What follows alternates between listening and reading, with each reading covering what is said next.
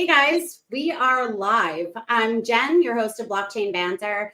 I'm really excited about this call today, something that I'm really passionate about. I'm so happy to have Jessica and Will here from Haraka, Dr. Mark Richardson from Bancor and Carbon DeFi.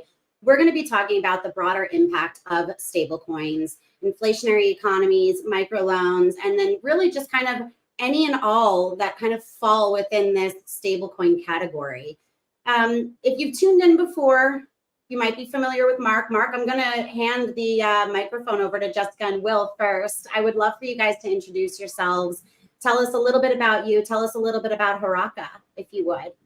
Jessica, you want to start? Do you mind? Yeah, thanks, Jane. I'm Jessica, a co-founder at Haraka, and currently actually leading the operation and product within the company. And so a bit about me. I started my career in international development, so very, very far away from Web3, I would say. Kind of stumbled into Web3 about 4 years ago, where I had the opportunity to launch some of the first projects focusing on financial inclusion in emerging markets. I was really passionate about that, especially really saw, the potential of the technology in kind of like solving some of the toughest problem that the world face, and especially in the development sector. And then met Will a few months after leaving my previous company and started Haraka. And how long has it been? Sorry. It feels like forever. But two completely different things. But it's been 8 months we've been building Haraka together? Yeah, like 7 months now, February? Yeah. 7-8 months? Yeah. Awesome. So still somewhat fresh, right? But it is such an important area. So I'm really glad that you have made that transition, you know what I mean? Like into Web3 and building what you guys are, which we'll obviously get into more. Will, do you mind going next? No, of course. So Will, CEO and co-founder of Haraka. My background's kind of funky. I started off in TradFi. I was at a hedge fund. Honestly, didn't love it. And so made a pivot. I went to the Gates Foundation. I lived and worked in Africa as the country director for an organization called Give Directly. So a lot of unconditional cash transfers, UBI. Came back, was at grad school for a little bit before I kind of dropped out of grad school to join the early team behind Cello, which is a mission-focused blockchain, very focused on payments and mobile in Africa and emerging markets. And I was always very attracted to the intersection of like financial inclusion, emerging markets, and for sure.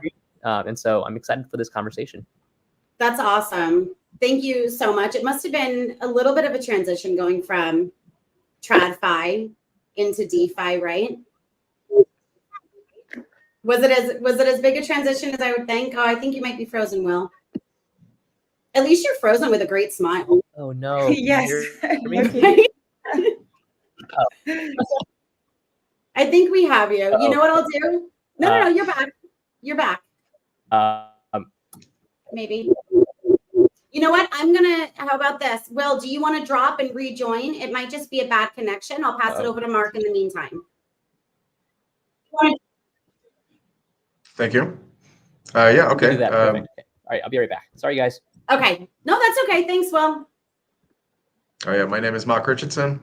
I was before I was in crypto. I was an organic synthetic chemist.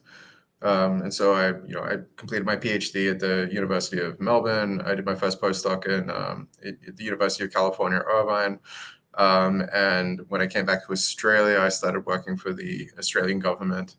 And then during the pandemic, I started playing around with cryptocurrency and blockchains, and met a couple of different project founders, including those at Bancor, and was offered a full-time research position in January of 2021, and after that I was the head of research and then the product architect and now the project lead as of October 2022. It's kind of funny because we're like, Jessica, you're like, I really had nothing to do with Web3. Like I came from the bar industry.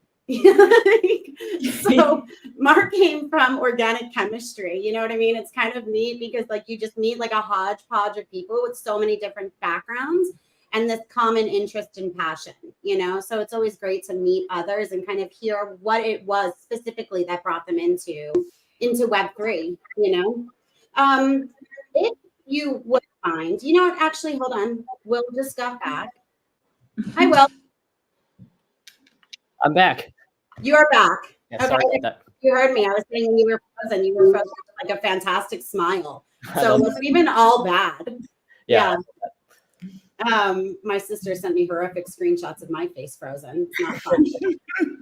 Okay, so let's talk about stablecoins for a minute, because I think that there's this kind of, when we think about stablecoins, especially when you're new in this space, you think USDC, USDT, DAI. You think this is what I'm going to do. It's like, I'm going to trade against ETH. I'm going to trade against one of these three options, or I'm going to stable up, right? If the market is heading in a direction, I'm not really sure what I'm supposed to be doing, or I want to capture my profits, whatever it happens to be, right?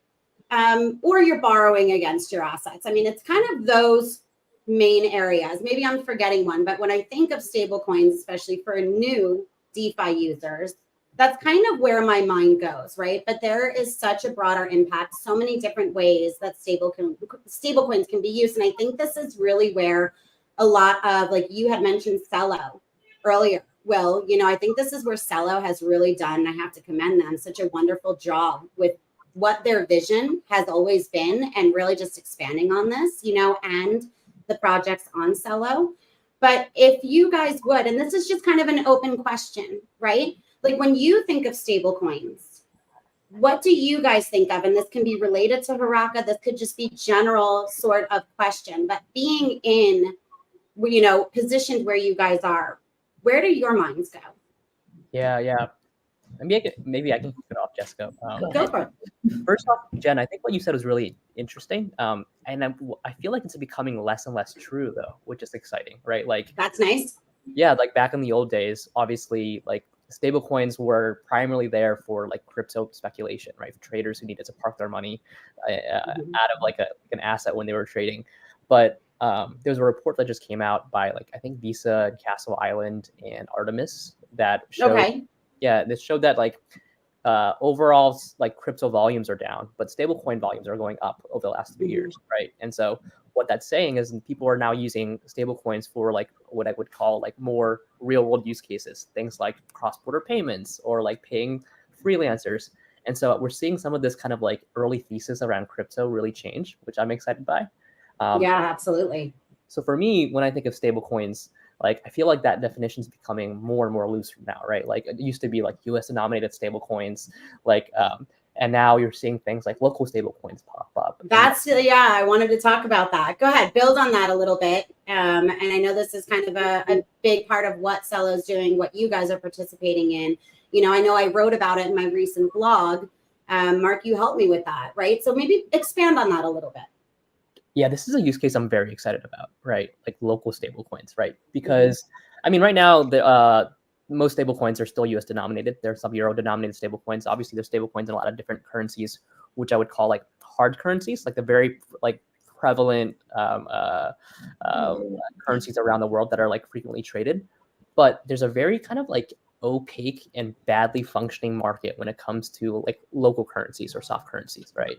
And so it's not easy to send payments across borders. It's not easy to hedge risk or inflation risk from say the US dollar, the Kenyan shilling, especially for small players.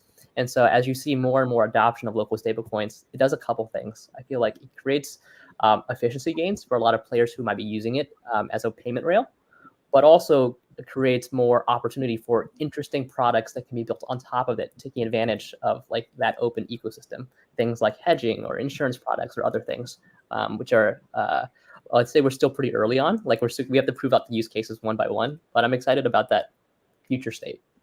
Well, and it's nice too, because it's not just the use cases, but they actually are being adopted, right?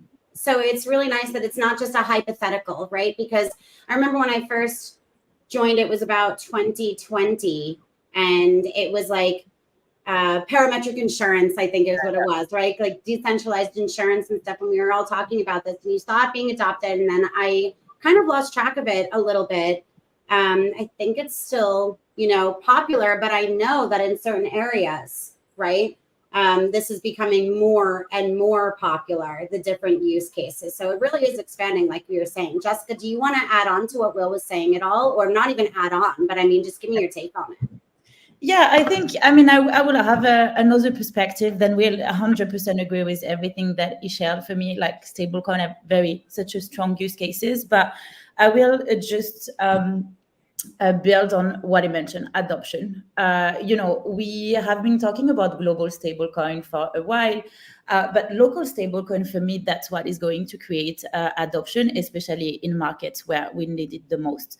If you look at country where we're operating right now, Kenya, I think it's a misconception to believe that people know how to handle USD, understand it, and especially when you look at the type of population we are targeting.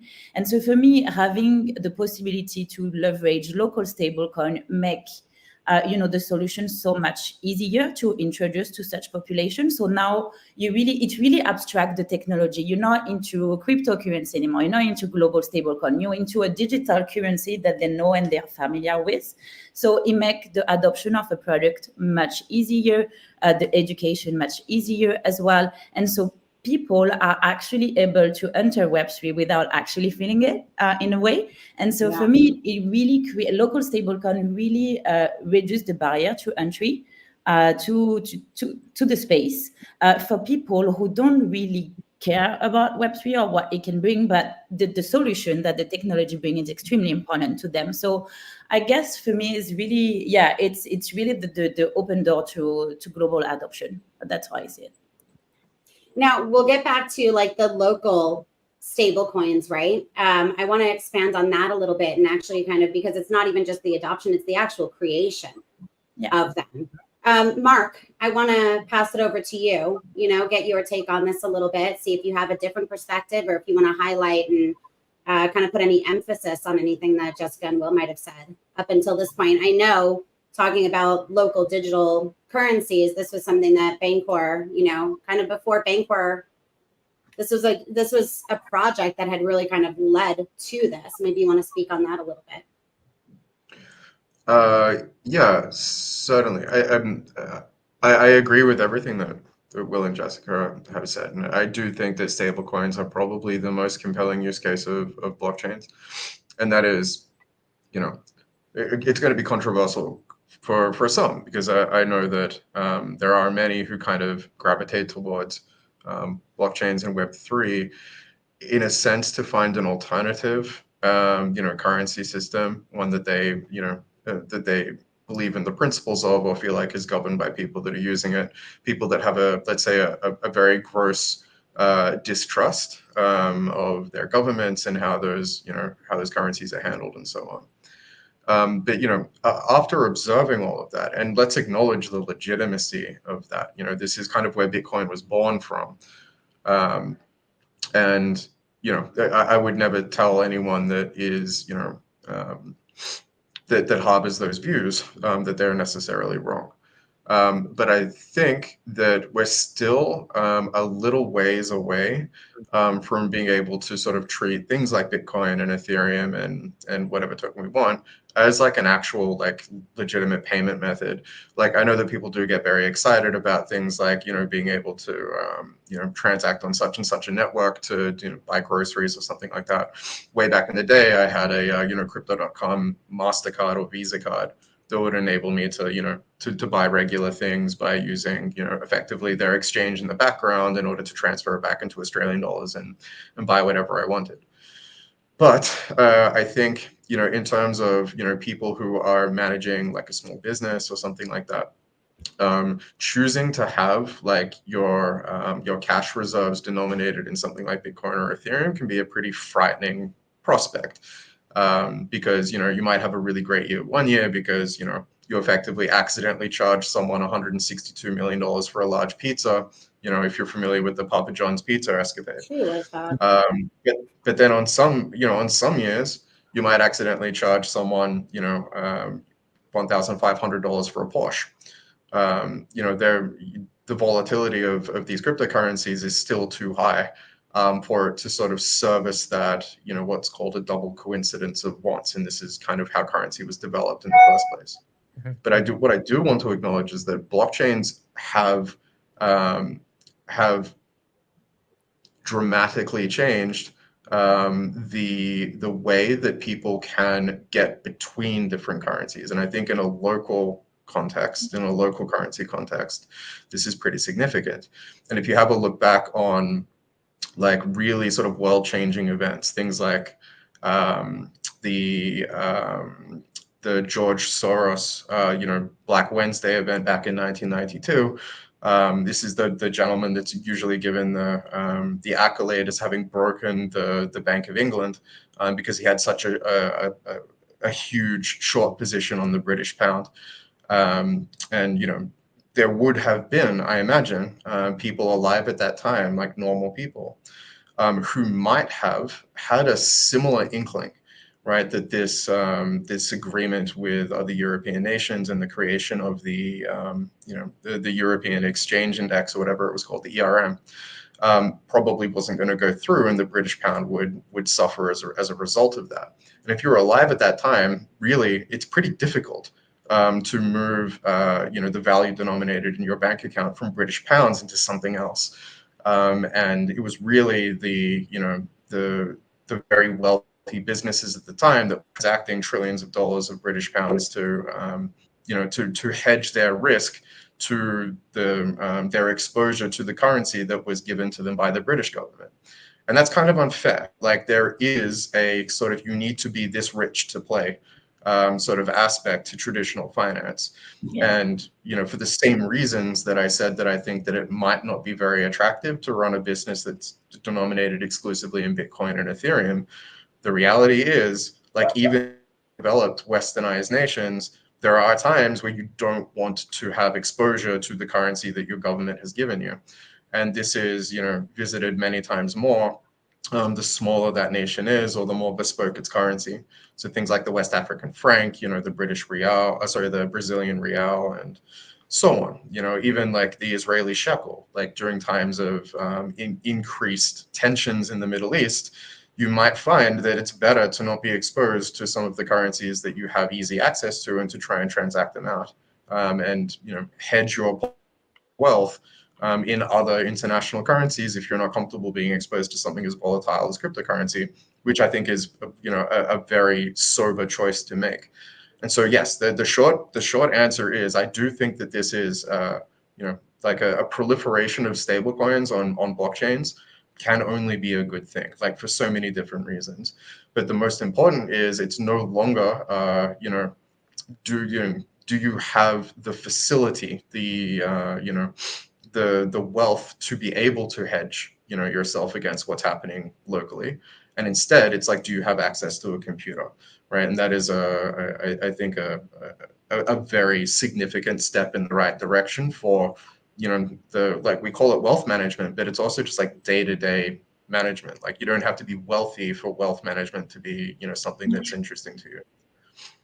Yeah, you said a lot of really interesting things, Mark.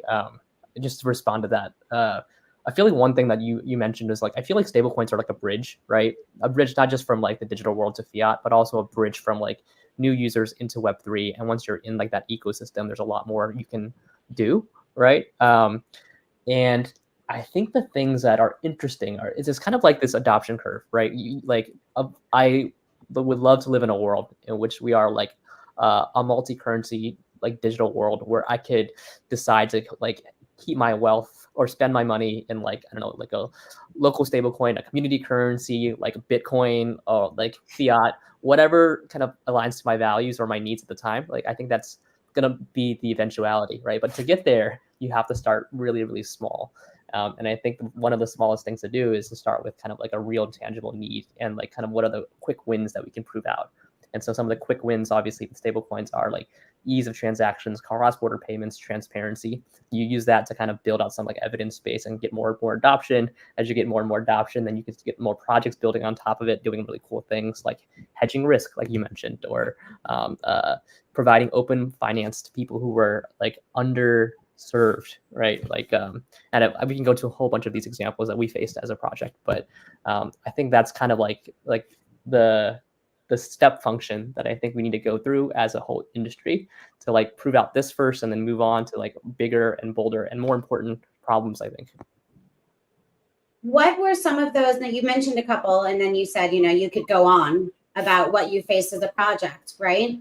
But what kind of stands out to you as one of those biggest obstacles or biggest hurdles that you guys have overcome as a project, knowing that this is like an area that you're really focused on? Yeah. Or not even that you've come across yourselves personally as a project, but the sort of issue that you've really wanted to create a solution for? Yeah, I'm very bullish on a stablecoin based FX hedging. Jessica's laughing because I've been talking about this. This is becoming a passion. Like, I think he's doing this every day. Yeah, no. It sounds so nerdy, but I think it's going to change the game. But it's going to take some steps to get there, right? Like, so for instance, like we are like in the like microfinance space. This is one of the biggest risks any sort of microfinance project faces, right? Because they raise capital and hard currencies like the US dollar, and they usually lend it out in local currencies like Kenyan shilling, right? And so how do you manage that risk, right? Like basically somebody has to eat the risk. The borrower, the liquidity provider, like the project itself, a third party. There is some risk there, and somebody has to kind of like figure it out. But the problem is, even if you come up with like the perfect hedging strategy, like being able to execute on that is very hard, right? It's not like the US to yen market where I could buy a future like and hedge my portfolio very cheaply or quickly. Even in the traditional finance world, you have minimum check sizes. These contracts are very expensive, and they're just not kind of like attainable for a lot of folks. So even though this is a big problem that actually puts a lot of small and medium-sized businesses out of business, because like if a bad swing happens and you're an import exporter, like you're gonna decapitalize. It's not been solved in TradFi, and I think this is something that could be solved if we have more adoption of stablecoins, because a lot of the complexities can be kind of programmed away, right? You don't need like 5 intermediaries in the chain to kind of do an FX hedging like strategy. But we're a little far from that, right? Because like one of the things that you need is like deep markets and deep liquidity, and we're not quite there. But once we get there, I think someone's going to unlock it, and this is going to be game changing. Well, it's really nice too to have that sort of bigger vision, right? Like everything, I think that's where a lot of us, like that's where a lot of these sorts of solutions start. It's Mark, I know that we talked about this with carbon even, right? It's like, this is lacking, right? How can we work towards this and create this sort of a solution? And it's little steps, I think, Jessica, does anything else kind of like, I know you laughed when Will said that, right? This is like his big passion. What is yours? What is something that kind of stands out to you? And again, it could be with the people that you guys are working with. Like I see photos on your X account or your Twitter account, right? Like you guys are on the ground really working within these communities, Is it something there that they're facing? Is it something that you guys are facing as a project when it comes to building this out and to really like broadening that impact of stablecoins? Yeah, I mean, good question. And I was laughing because I would say like Will and I are, we are a protocol that infrastructure connects like 2 different very audiences, I would say. And lately I've been focusing a lot on the user and Will on all, more liquidity provider and all this mechanism. And so obviously the example or challenges that we have are totally different, right, in that sense. And so, yeah, it was just funny to me. But in terms of, if we still in the global stablecoin or local stablecoin aspect, I would say for me that I've been working in this space with this type of user for the past 4 years, it has been really a game changer. And I don't know even how to express that, how much it had changed the way you can achieve things. Right now, the simplicity on onboarding the people that, need access to credit. We're not coming with a solution that it's super complicated. We're just coming with a new solution that provides credit. We're not, everyone asks me, how do you educate the user? We just don't. There is no need anymore because the solution is the technology is so advanced in this way now with the presence of local stablecoin that you don't need to kind of deep dive into what the technology can do. So I would say that's one, that's my aspect. But yeah, in terms of challenges, I think we face a lot of challenges. Like any project starting on the ground with this type of user is not always easy. I would say challenges is more, Mark, you mentioned now we can do all of this with just a simple computer, and that's great, but not in those markets. So we face this type of challenges where access is still very limited, and so on. So I think there is still a lot to be done in terms of the technology to achieve like real adoption and everyone have the opportunity to actually use those tools. Yeah, can I add to that really quick? Yes. So, yeah. I agree. So microcredit is a very powerful use case for like local stable coins, right? But just like Jessica said, it's really complicated to take out like a USDC loan and then cash it out to like Kenyan shilling and then like go about your business and have to repay your loan and worry about the exchange rate. Yeah. So this is very powerful. But I think that there are other things that this unlocks too, right? Like we talked about efficiency, we talked about transparency, but like with local stablecoins, because everything is like on chain, like you can start building a self-sovereign credit score for people, right? So you can imagine a world in which like instead of having to rely on like a credit bureau or like a microcredit DApp or something to kind of like tell me that I am trustworthy as a person, because that leaves out so many people. You can start building your own credit score, which you control by making transactions of local stablecoins if you're working with the right protocol like Haraka, right? And so I think things like that are very powerful, and they take like a little bit more like creative thinking on top of like what is currently being done. But that's the level I think of innovation that gets really exciting, right? Like, of course, it's be great to have an efficiency gain here or like to make things a little bit cheaper here, but it's like what are models that were not possible before in open finance that I think are exciting. I have two questions about that. Mark, if you want to add anything, by the way, you know what I mean? I say it all the time. This isn't really like a you next and you next, right? We're all just kind of cutting each other off and adding our thoughts in. So feel free. I guess my two questions. One is you mentioned Kenya, and I don't know much about Kenya. I don't know much. I mean, I've never visited, right? I only know what I've read, what I've heard. And I know that you guys, like you're talking about doing this sort of social-based credit system, right?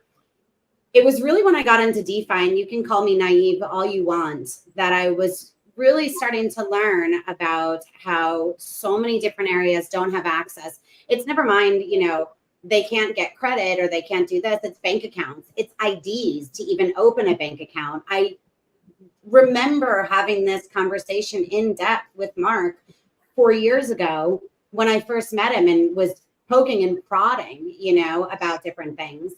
So is this kind of where that will fill that void? Again, I don't know what it's like in Kenya right now, right? But is this a necessity where you guys are at, or is this just an alternative to the current option? So the question is this a necessity, like the credit score? score? Like having that sort of social credit, right? Because it's a little bit different. Like I'm in the US and I have my credit score and I have my credit cards and things of that sort, right? Yeah. But not everybody has this. So let me backtrack. Maybe you can elaborate first on the social sort of aspect of this a little bit more. Explain to me, you said like Haraka. Mm-hmm. Explain to me how it actually works so we can get a better understanding of this. And then maybe I might be able to kind of be a little bit clearer in my wording. Yeah, no worries. Should I take this one, Jessica, or do you want to? Yeah, if you want, but I think if you explain actually why we're doing this, and then reputation will make sense to Jane. Yeah.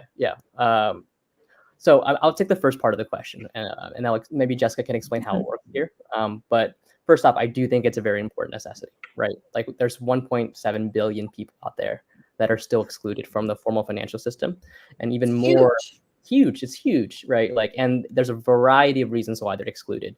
And that number includes a lot of very good borrowers with very productive sources of uses of capital, right? Some of the most productive uses of capital possible. But just because they don't have like a reputation or a means to get financing or the rails to get capital, it's not possible. And so like that number combined with the fact that because of that, like there's been a gap from the formal system, 500 million people have turned to like community-based systems in order to kind of like look at. You cut out just a minute. I'm sorry. They've turned to what sort of systems? Community-based finance. So things cooperatives or saving circles. They're called so many things around the world, like chamas in Kenya or susus or tandas, merry-go-rounds. And so what we're doing is essentially combining a little bit of like the Web3 with something that's been around for ages. And so it is new in some sense, but like not really new in others. And yeah, Jessica, do you want to maybe explain a bit more about the model? Yeah. I think to relate to that is not new, because traditionally anyone that has been excluded from the financial system have been, providing services to each other through this method. And so how it works is just a bunch of people that comes together, not just randomly. Usually we're talking about neighbor, friends, family, a group of could be 5 to like 15 people that comes together and start saving together. So let's imagine we're a group, the 4 of us will deposit $5 on a weekly basis as a form of savings. So we keep the accountability within each other. And then because we acquire more capital, right, because we're 4, then Jen, on 1 week, you will be able to access this capital as a loan, which you will repay back to the group, and then I access this capital. And so that enable anyone that never had access to like traditional system to actually get some sort of credit through a trust system. Because, probably if I were to ask you, like, Jane, do you know to who of your friend you will lend to? You definitely know, right? And so that this type of system that works within those community, they come together, they trust each other, so they can, perform some like financial transaction. And so we actually took this model, so very, as Will was explaining, very traditional way of doing things. We did not reinvent it. What we saw is actually the technology can actually power the system to create something beyond that they currently have. Because right now, they are doing all this financial transaction for years that is recorded on paper, and that's it. They have no credit history, no reputation, nothing that can show good behavior, that they have gathered loan for years and that repaid. And so, not having credit history, that means if you have a business or you want to buy a house or anything, you just simply cannot. So the kind of like way of growing, it's it considerably reduced. And so that's kind of what we wanted to go against. So we take this traditional way of doing finance, targeting this group and leveraging the reputation that is already available. So like your social standing within this group to inform your credit score. And so how it works is literally a bunch of data, but we take the transaction that happen on the group, so really off chain. So like how much someone has deposited on saving, for how long, how strong the group is.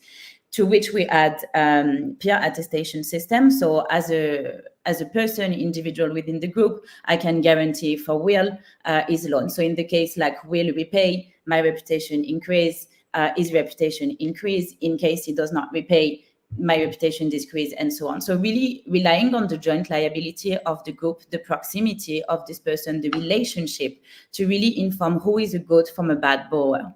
And so with all those information plus the on-chain data that Will was mentioning, so loan repayment, frequency, and so on, we're able to build this reputation score that literally serves as a credit score. So like, am I a good or bad borrower? How much can I get as a loan, and so on.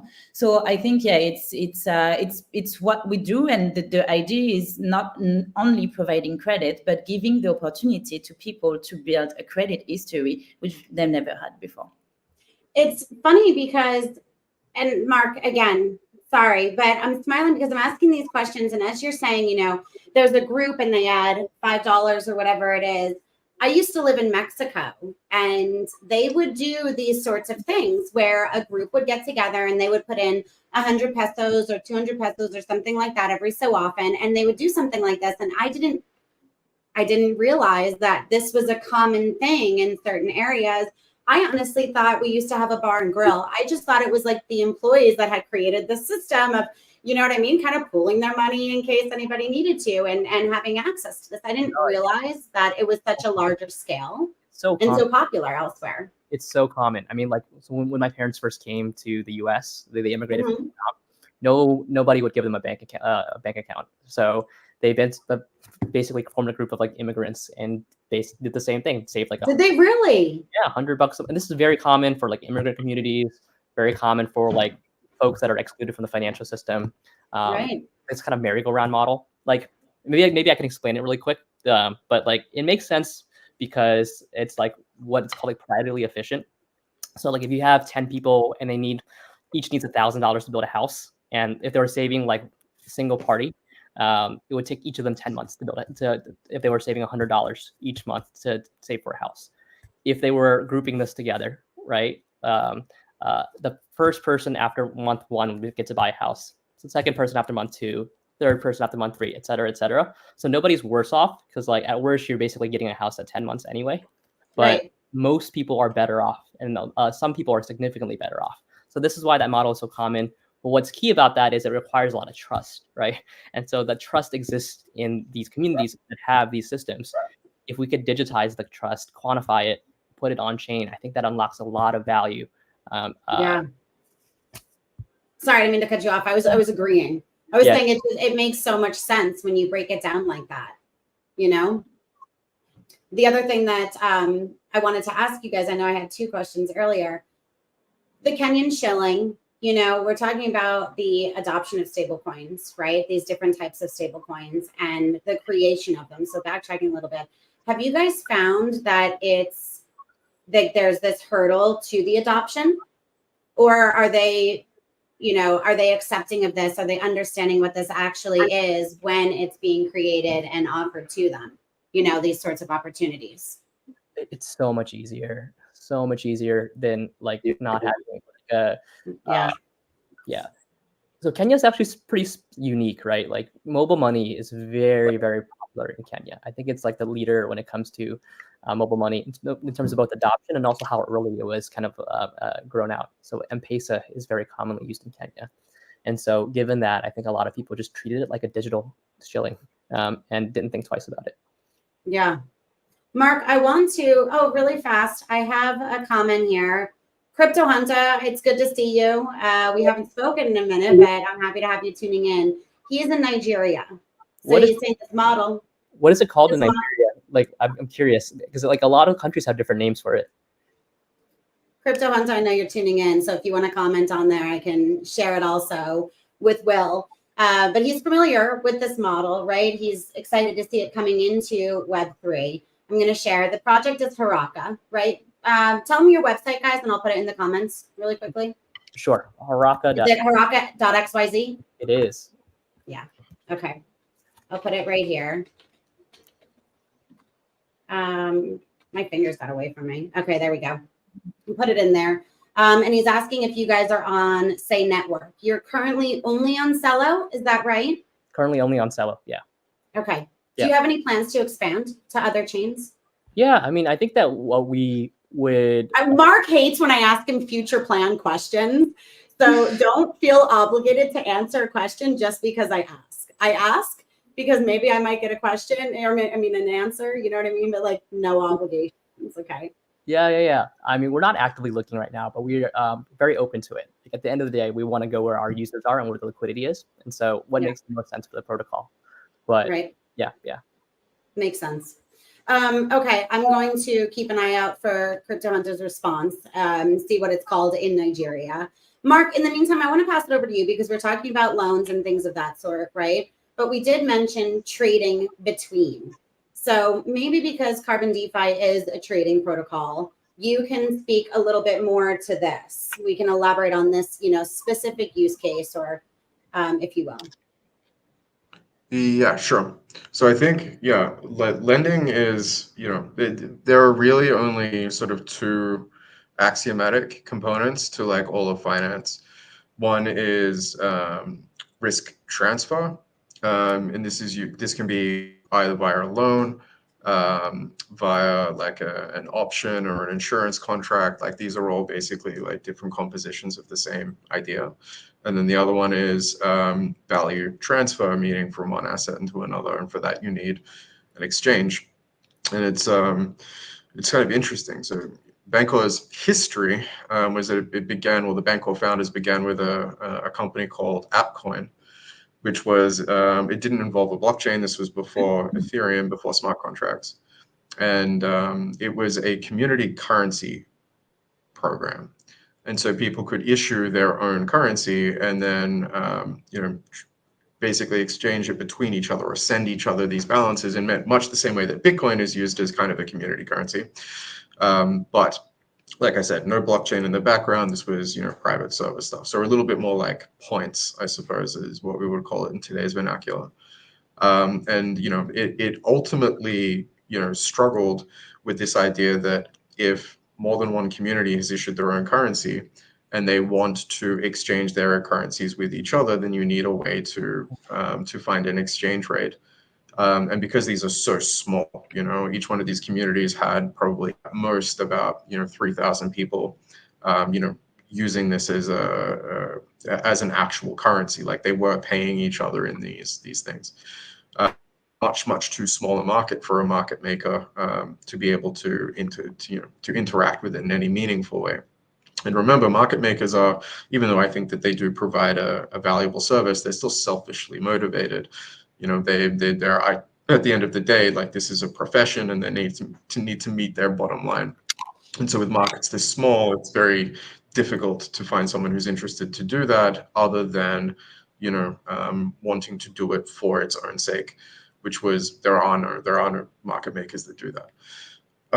And so when AppCoin transitioned to local coin and the Bancor protocol was invented, it was specifically with the perspective in mind that the thing that was missing from that first product was an exchange mechanism, something where we could price, one of these currencies in the other currency.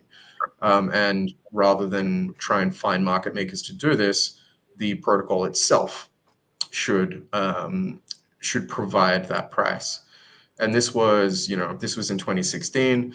One of the Bancor founders, E.L. Herzog, contacted one of the other founders, Yudi Levi, and was like, I want to show you this blockchain called Ethereum. It's got smart contracts on it, and we can actually create a exchange mechanism. And some of the anecdotes that I've heard were things like, Ethereum's dead. Like, no one's going to use Ethereum. The DAO hack has already happened. It's there's no way back. And since then, like, I think all of the founders have become sort of Ethereum maximalists. But that was the idea, like this idea of having exchange. It wasn't, it was the prescription for what caused previous versions of community currencies to fail, if that makes sense. Like, without this component, currency doesn't really make sense in a way. And I think that that's true, not just in community issued currencies and meme tokens and so on and so forth, but it's also true of government issued tokens, things like the US dollar and the Kenyan shilling. And so I think that this ability to, like, the lending and borrowing component, it absolutely is like a very critical component, like a very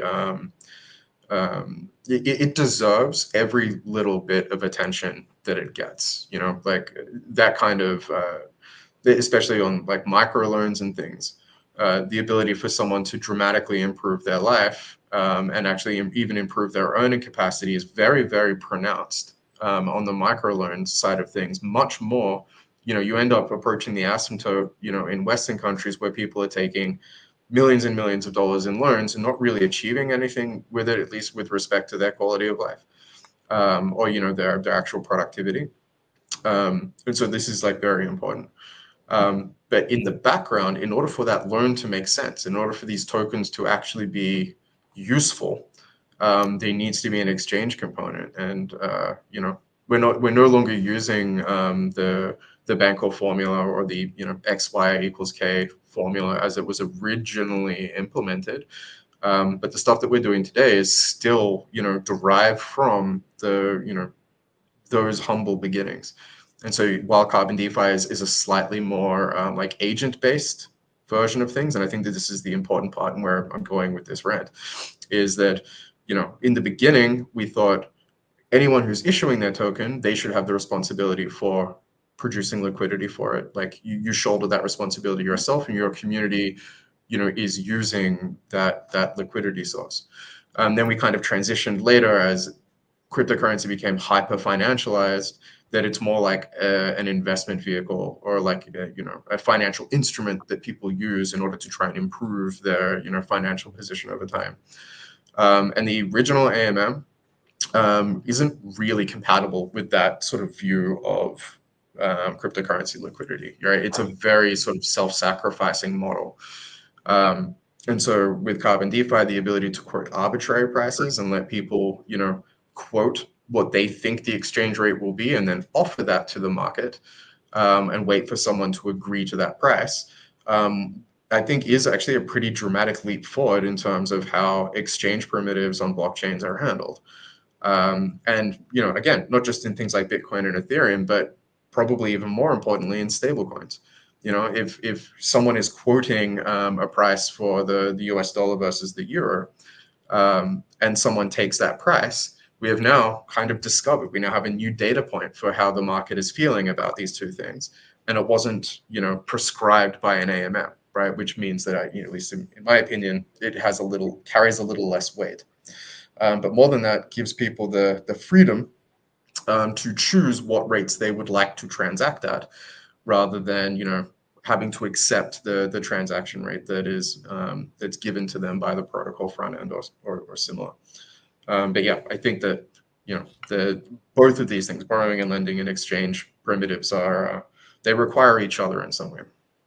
Yeah, I kind of totally agree. I feel like it's like the currencies themselves, local stable coins, like hard stable coins, they're just a means, right? Like a means of exchange, literally, right?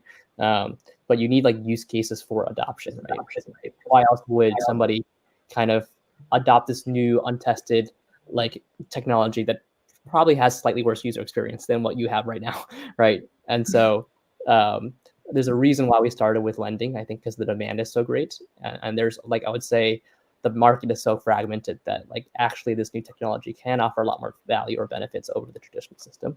But I imagine that this is just the beginning. Now, are you guys mostly in Kenya at the moment? Like, and I ask that only because, like Crypto Hunter was just saying, like, this is also popular in Nigeria. You know what I mean? Like, is this mostly where you guys are kind of focused at the moment?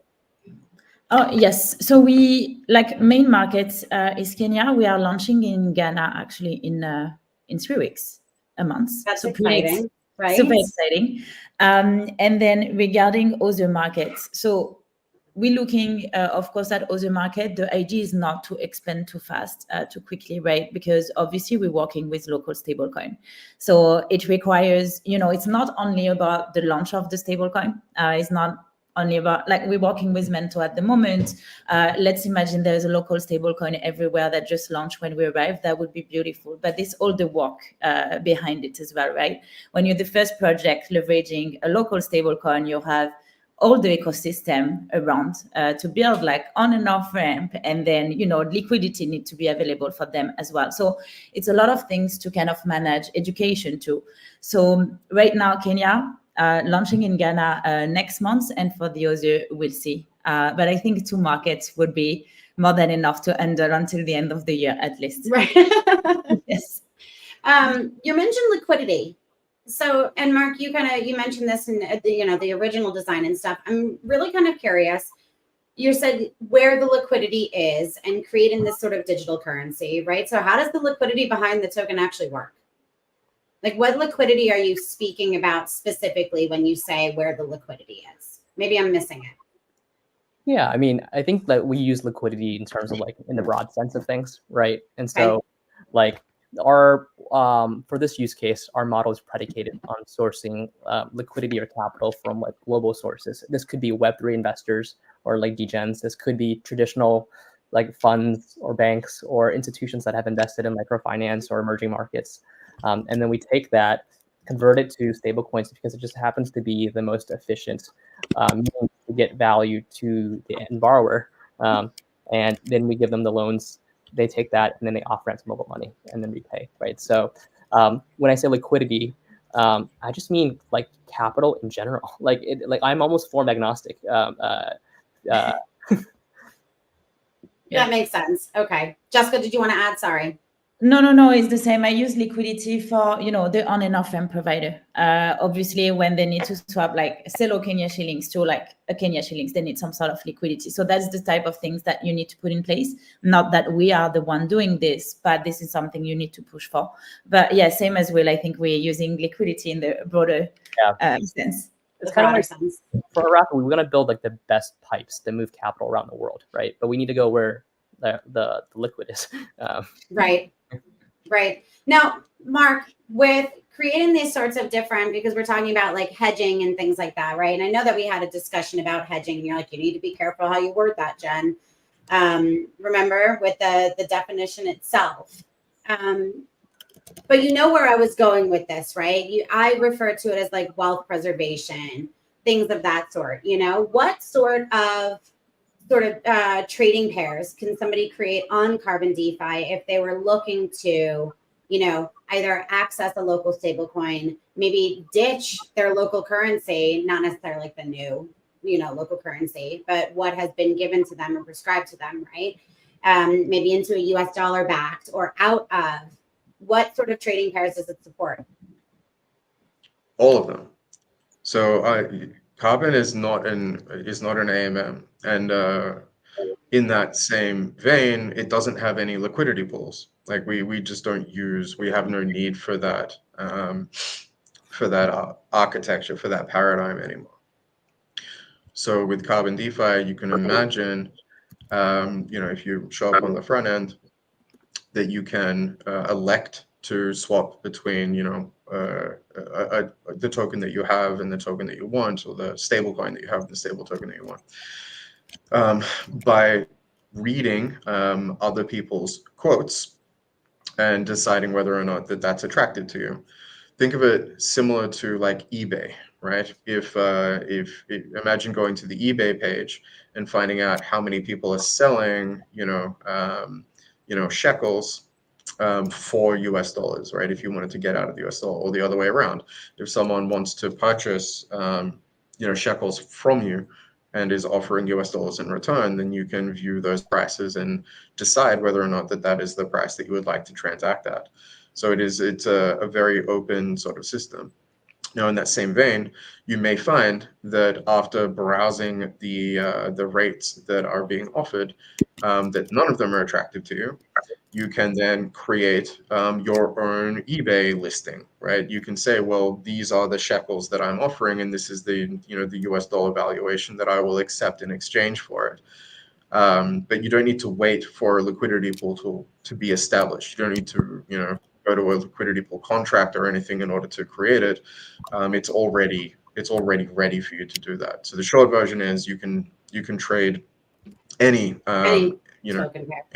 stablecoin for any other stablecoin, or if you don't want to go into a stablecoin, you go into anything else as well. It's completely open-ended. Mark, thank you so much. I didn't realize we are at the top of the hour already. I would have literally just kept on talking. I want to thank you guys so much for jumping on here with me. I definitely want to stay updated on all your activities, what you guys are doing. And it's wonderful. I know I mentioned your Twitter, your X account earlier, seeing the images and stuff. I personally love seeing that. And it's very dear to me, just what it is you guys are doing. Mark, thank you so much for joining me, for teaching us a little bit about Carbon DeFi as well. And for the users who are on Celo, both Haraka and Carbon DeFi Bancor are on Celo. So definitely check it out. I left both of the websites in the comments, and I am always here for anybody to reach out to with any questions. Amazing. Thanks for having me. No, thank you guys so much. I really appreciate you joining. Take care. Of course. Nice Bye, guys. Thanks to all of the viewers. See you guys. All right.